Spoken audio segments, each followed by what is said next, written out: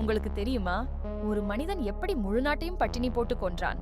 1932இல் ஸ்டாலின் ஒரு பயங்கர திட்டத்தை தொடங்கினான். உக்ரைனில் உள்ள ஒவ்வொரு தானியத்தையும், கால்நடைகளையும், உணவையும் பறிமுதல் செய்தான். எல்லைகளை மூடிவிட்டான். யாரும் வெளியே போகவோ உதவி பெறவோ முடியாது. குடும்பங்கள் புல்லை சாப்பிட ஆரம்பித்தன, மரப்பட்டையை மென்றன. சில பெற்றோர்கள் தங்கள் குழந்தைகளையே சாப்பிட நேர்ந்தது. அதே நேரத்தில் கம்யூனிஸ்ட் அதிகாரிகள் ஆடம்பரமாக வாழ்ந்தனர்.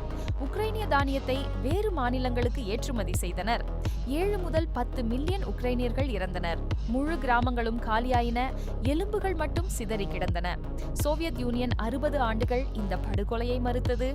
உலகம் அதிர்ச்சியூட்டும் உண்மையை அறியாமல் இருந்தது.